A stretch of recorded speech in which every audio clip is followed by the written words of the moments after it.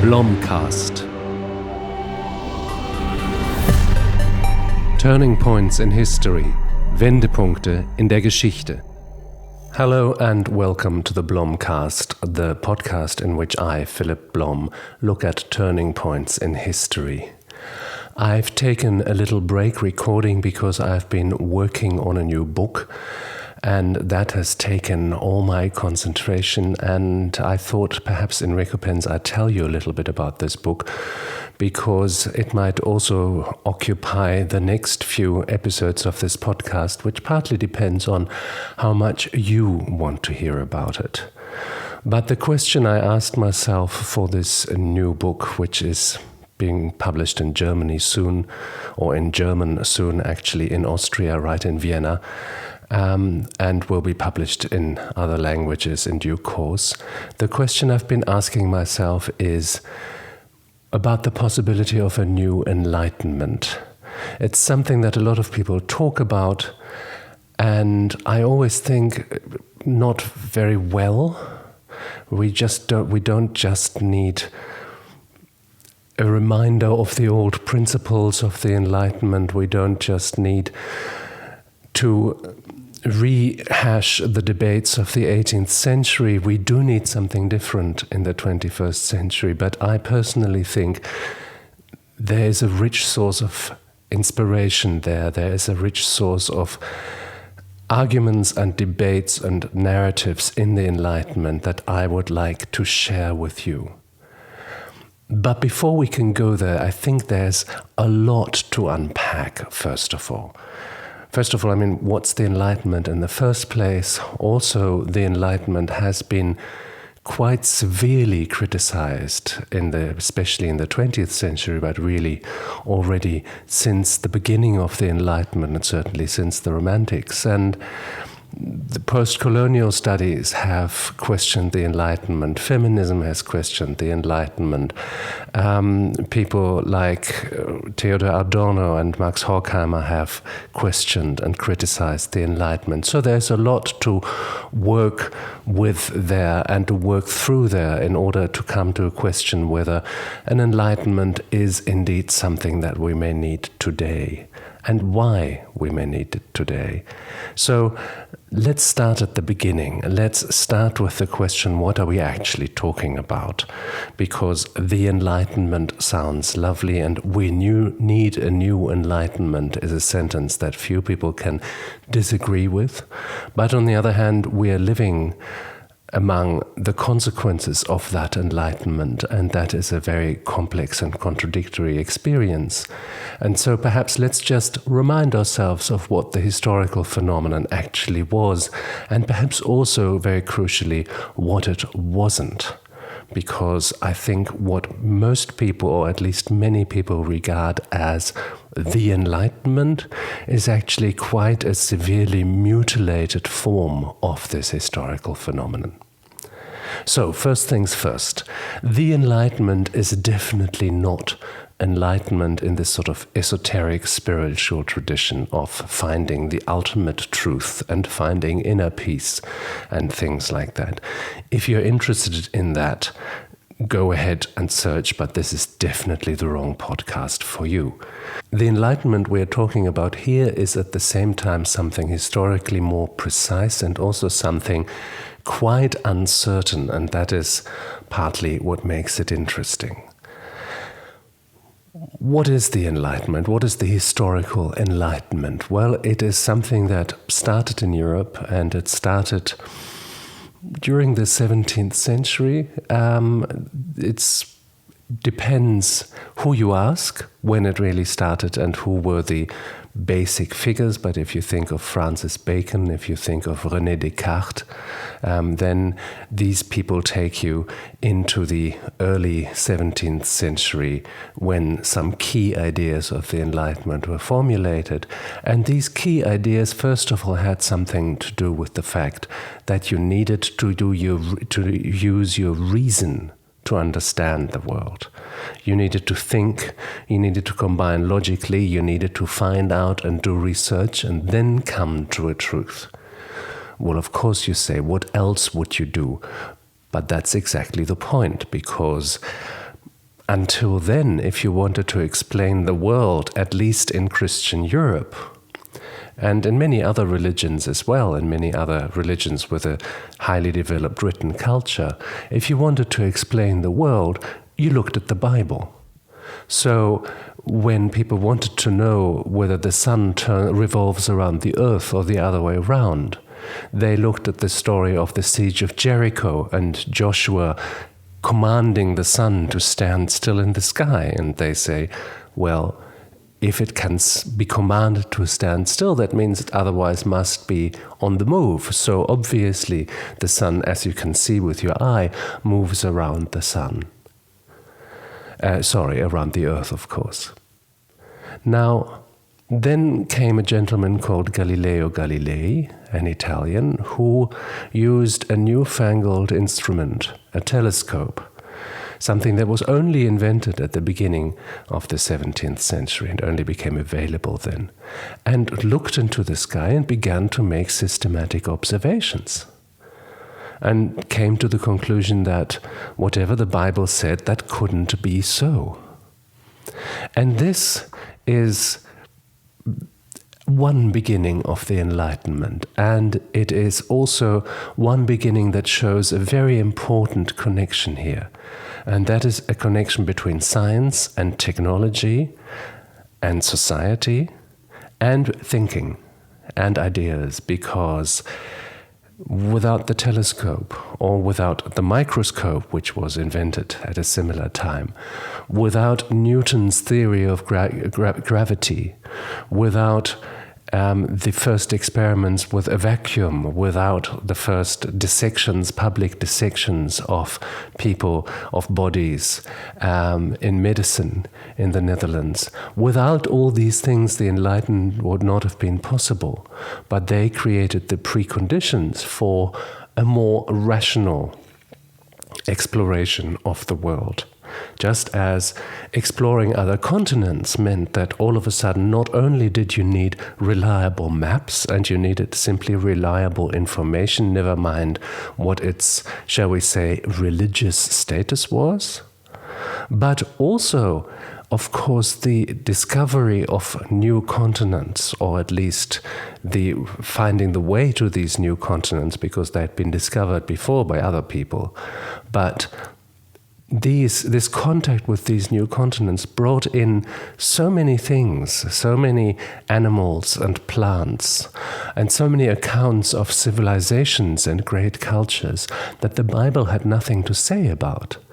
That, of course, this huge exploration of new intellectual horizons in the sciences, in maritime exploration, and more also simply in intellectual exploration, that became the conditions under which the Enlightenment became possible. One other important condition was, and you will see that it is linked, and that is the fact that this is also a time of a greatly increasing urbanization and the rise of a middle class. And these were the people who also carried the Enlightenment, because an idea really needs a social movement behind it. And these people who were the scientists, who were the doctors and the lawyers and the tradesmen, or not the tradesmen, but the traders, these people began to argue, for instance, for equality, for political equality. And that was patently also an act of political rebellion against an aristocracy that hogged all the power for itself and a church. But it was also, of course, a philosophical argument. So you see that there are many strands coming together that create the conditions of an enlightenment. Another important precondition was the Reformation, because God's truth was all of a sudden split in two, and people had to debate each other, and did so in pamphlets and theological discussions, etc. So reason in many ways became more important. Empirical knowledge became in many ways more important, and these were the preconditions of what became the Enlightenment. But now let's go one step further, because when I say the Enlightenment, that is really already a historical lie. there was never any such thing as the Enlightenment, or let's put it differently, the Enlightenment was an invention of 19th century historians who pruned and cut what was a wild-grown hedge of debates and arguments and made it into something quite unlike any historical reality, made it into a well-ordered system of thought, a school of thought that you had to believe in and to subscribe to, and that had as its greatest heroes perhaps René Descartes and Immanuel Kant and Voltaire. That is one aspect of the Enlightenment, but if you go back to the 17th century, even to the late 16th century, if you go back to the 18th century and look at all the debates that didn't just happen in England and in France, but also in Germany and in Italy and in Poland and in Spain, and in all of these places and in all of these languages, in all of these different political conditions and all of these different legal situations where people could or could not be locked up for saying things, but might certainly not be able to publish their thoughts, in all of these different situations, these debates played out very differently. And some of the Enlightenment debates took note of one another, some others did simply not and went on their own ways. And not only was there a great range of national differences or language differences between the different kinds of Enlightenment, so between the Enlightenment that is already split very starkly into a Scottish and an English Enlightenment, and then also an American Enlightenment, which was something quite different again. But there was also l'âge des Lumières in France, where the tradition was quite different, although there were quite a lot in exchange with English and Scottish enlighteners, such as, for instance, David Hume. But there was also Die Aufklärung in Germany mainly, which had quite different philosophical accents. And then came the Ilustración in Spanish and the Illuminismo in Italian, etc., etc., De Verlichting in Dutch, which was an important center of Enlightenment thought. And so you get a whole sprawling landscape of debates, and they were indeed very different. They were sometimes tremendously radical, usually where it was possible to do that. They were tremendously radical from the very beginning in the Netherlands, and also in response to the very specific social situations there, the fact that Jews could study there and live there, and that people like Uriel da Costa and then Baruch Spinoza could write there and publish their thoughts there. Other dissidents were also allowed to think there and to live there and to be in contact with one another, which became tremendously important. And this was a politically, but also metaphysically very radical kind of enlightenment. And we will come back to Spinoza because he's such a critical figure in talking about this. But then when you go to England, as I say, again, quite a different landscape, an enlightenment that is much more interested in fundamental rights and in political structures, and with Hume also in the questions of what can we know and how can we actually come to any secure knowledge. But in Germany, a much more repressive situation in many ways, many small splintered states, a lot less political courage. The few people who were politically courageous paid for it very dearly.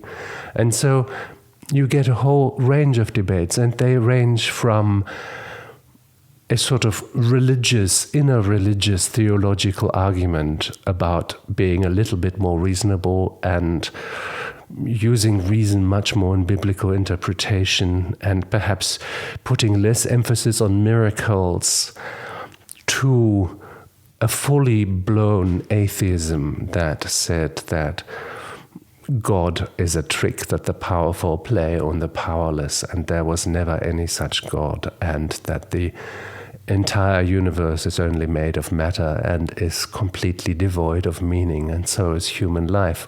All that kind of very existential thinking also was part of the Enlightenment already. And then, of course, come the other questions. How, if you believe in that kind of thing, can you still have a social order?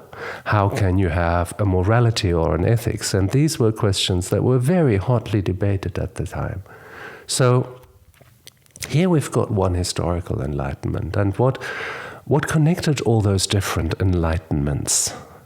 What made one historical phenomenon out of them? Well, I think we can say there was an emphasis not only on rationality, there was also an emphasis on equality, there was an emphasis on civic freedoms, that was very important, on a kind of solidarity and toleration.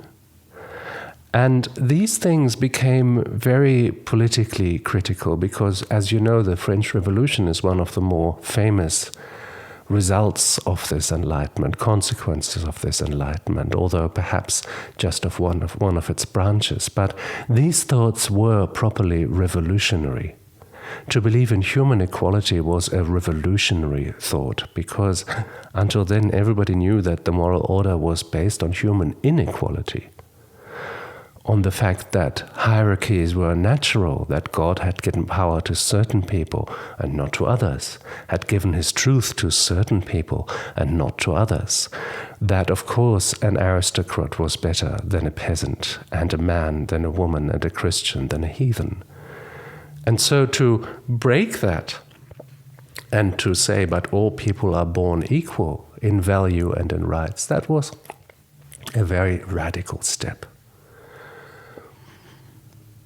Now, we've just said the Enlightenment is a very varied phenomenon, really a landscape of debates. It's not the neat thing that 19th century historians want us to believe, but why did they go to the trouble to contort and distort so much the legacy of the Enlightenment, and really to castrate all of its radical tendencies and to make it into this very ordered and frankly very boring thing that is the conventional Enlightenment?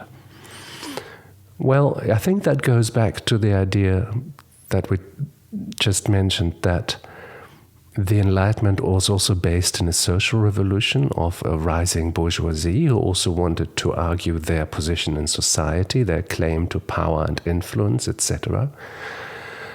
200 years on, this very bourgeoisie is no longer the pretender knocking at the gates of power. It is now the class that is in power. The Industrial Revolution, which of course is also connected with Enlightenment thinking, but this revolution of machines and of capital has made the bourgeoisie the powerful class, and they no longer want a revolution, they no longer want an ideology of revolt, they no longer want a thinking that is a thinking of resistance against the established powers. They are the established power. What they need now is a myth, is an origin myth. They need to be able to tell themselves in their history books where they came from, where their values came from, where their claim to power came from. And this is what the historians of the 19th century do, and they make this Enlightenment into now an instrument of social order and of power, and they take the aspects of the Enlightenment that lends itself to justifying the oppression of women, to even justifying slavery. And here things get very murky indeed. Now, first of all, when we talk about what becomes of this legacy, you will see that, what will you see? You will see that it is exactly this Enlightenment that becomes the compromised and troubled part. This Enlightenment that is a confection of 19th century historians, that is rationalist, that believes in some sort of creator God that is there in the heavens guiding our fortunes, but that is also very much in support of the powers that be. In an enlightened way, so with a general exception that, for instance, all people have equal rights, but that is then immediately relativized again because, for instance, it becomes tied by 19th century science to an idea of race. The question becomes who is actually capable of freedom. And that becomes a racial argument. And people measure skulls and weigh brains and do other so-called scientific studies in order to justify essentially the rule of white people over other people. And here we see that the methods of the Enlightenment, the ideas of the Enlightenment become, frankly, deeply compromised by the realities of power, by how power justifies itself, by really how power works. My intuition is that the main attacks against the Enlightenment, the main critiques of the Enlightenment, are really based in this kind of Enlightenment, in this sort of moderate, rather insipid Enlightenment that still believes that there is some kind of divine order and we just need the benevolent light of reason that will shine on everything and will make everything all right. This Enlightenment is indeed historically deeply compromised, and I think we can say goodbye to it. There's another question, of course, that many of the questions the Enlightenment philosophers asked, many of the subjects they discussed, have by now simply been either settled by science, or at least we have a great amount of historical evidence. We've got a great amount of historical knowledge, of sociological knowledge, etc., that people in the 17th and 18th century simply didn't have. Some of the Enlightenment philosophers, such as David Hume, were the first critical historians, in our sense, that we know. The first people who didn't write hagiography, that didn't write just the story of dynasties to justify them, but that actually went into the archives and looked at historical proof for certain hypotheses and therefore wrote a kind of enlightened history. Now that means that we by now have almost 300 years of cumulative knowledge about history, and of course also with scientific processes, with scientific analyses, we know so much more about those things. We know what happens when you implement certain political ideals, certain utopian ideas, certain social ideas in societies, because it's happened. It's happened for more than a century in the 20th century that societies were turned into social laboratories. So we no longer need to speculate about all of these things. We already have a lot of knowledge. And also, of course, probably the targets of Enlightenment thinking can no longer be the same, because if many enlightened thinkers were in opposition against the church and the crown, that is no longer, at least in the developed Western countries, where the target of criticism perhaps most belongs. It is still in many countries. It is still in many countries that are ruled by theocracies, that are ruled by religious elites. In many countries, you can also ask whether perhaps the idea of an aristocracy has changed, and perhaps there is an aristocracy that has come back. I think that is something that the Western countries need to ask themselves, whether the rise of the ultra-rich is not creating new kinds of aristocracies that are just as inimical to democracy as indeed the old aristocracies were. But these are questions perhaps for later episodes. At the moment, we just have to say, well, yes, the targets have shifted. So let's just take stock here. We've said that the Enlightenment was not the kind of spiritual enlightenment that people interested in esoteric learning are hankering for, but that this is the Enlightenment as a historic phenomenon in the 17th and 18th century. We have said that, I have said, that these debates really were not one enlightenment, there were many enlightenments, and they were much wider ranging, much more dangerous, much more anarchical than the historians of the 19th century who invent the Enlightenment as a sort of coherent movement and a system of thought want to make us believe.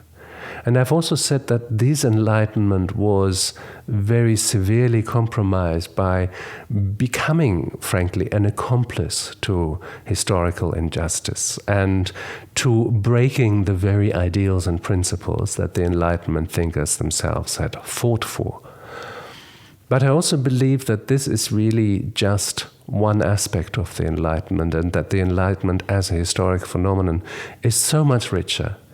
Even if many of the questions enlighteners needed to speculate about have now been answered by historical experience or by scientific advances, even if the targets perhaps must change and have changed for enlightened thinking, I think there's still a case to be made for a new Enlightenment today. And what would that case be? Well, let's put it this way. What the Enlighteners did in the 17th and 18th century was really to say our societies are based on lies, and these lies are bad for us. They're holding us back. They are ruining people's lives.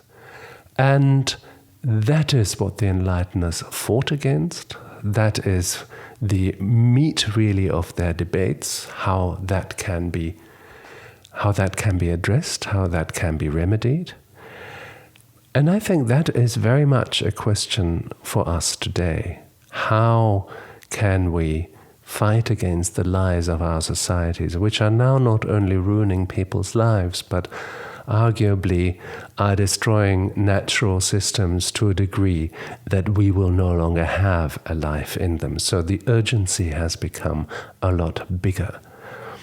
And to tell you what I mean by this urgency, and what I'd like to pick up perhaps in the next episode if you're interested, is, well, let me just put it in a picture, because I'm really a fan of thinking through images. They help you so much understanding and, well, just depicting what you mean for yourself. And the image that I have in my head when I think about the need for a new Enlightenment is a supermarket.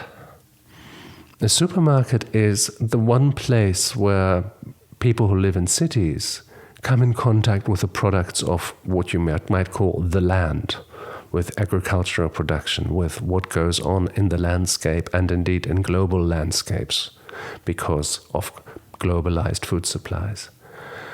And while this is the one place where people actually touch things that have been grown on the land, that are part of a wider reality than just their urban realities, this supermarket is also the one place that is intensely dedicated to creating barriers and creating illusions. So this supermarket, while it sells you stuff that has been made on the real land, will invite you to step into an imaginary land where all farmers are authentic and happy, and where all vegetables are identical, where everything is always available, and where the wish of the client is the only thing that appears to matter. And that is reinforced with images, that is reinforced with all manner of projections, that is reinforced with every psychological trick in the book, so that the supermarket is not only a connection, but also a huge barrier. And what does it hide, this barrier? Well, it hides the reality behind. That is that of collapsing biodiversity, of mega-industrialized agriculture, of animal factories in which incredible suffering is allowed to happen, of environmental devastation, of microplastics, etc., etc. You know where this is going.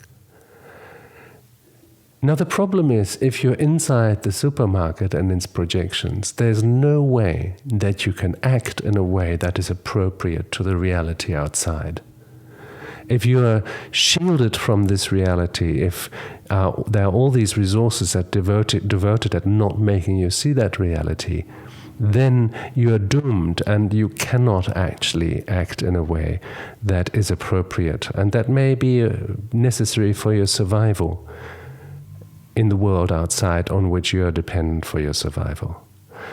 And that's why it seems that a new enlightenment would consist in punching through that wall, in opening a connection to the world outside and in taking that world in and beginning to act more appropriately to it. And I think that is possible, and I think the debates of the 17th and 18th centuries are still to such an extent unexplored and ask questions that are of such great relevance to us today that I do think, yes, not only can we have a new enlightenment, we really need a new enlightenment. How that will look or how that might look, what direction that might go into, and which inspirations it could glean from debates that were being held 400, 300, 200 years ago, that I will tell you about in new episodes if you want. Do let me know, write comments to me, tell me whether this is interesting for you, whether you're absolutely fascinated, whether you've already told a dozen of your friends, and if you haven't yet told a dozen of your friends, please do tell a dozen of your friends. In this podcast, I don't only want to create content, I actually want to start talking to you and then with you.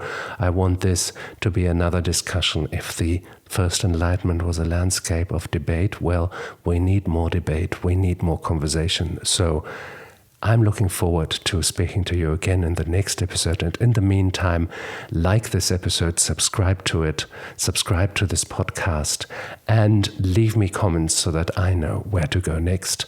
For now, it's goodbye from Philip Blom and good listening, and see you the next time.